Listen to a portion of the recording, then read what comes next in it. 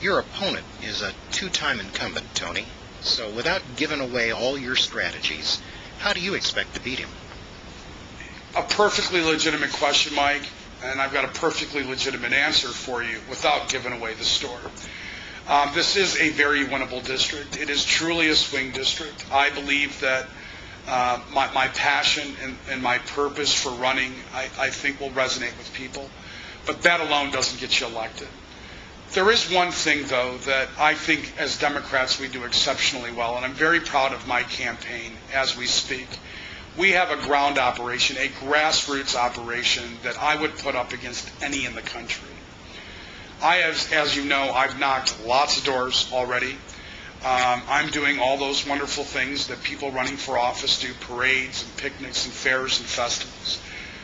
Money can't buy you that exposure. I really believe that people need to hear the authenticity of a candidate. So part of the game plan is just getting into the community and staying there.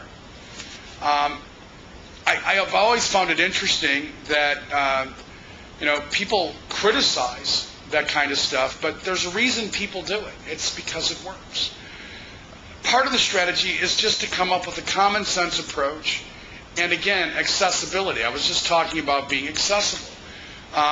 Mike, when I give out my card and somebody calls me, that extension on there rings to my desk, not to a switchboard somewhere. Well, sometimes my assistant answers the phone, but you understand my point. I have talked to more real people in the last 7 or 8 months about change, and they belong to all political persuasions. So I think maybe just being available to people is a strategy that is working for this campaign. Mike, there's no doubt that money rules politics, and the viability of your campaign, whether it's right or wrong, is the measuring stick for most people outside the process. I can't change that. One of the things I would like to see us do is to come up with and Congressman John Tierney of Massachusetts, actually on his website, if people want to go ahead and just go into a search engine and look this up, has a great plan for publicly financed campaigns. I'm all for it. But I don't set those rules right now.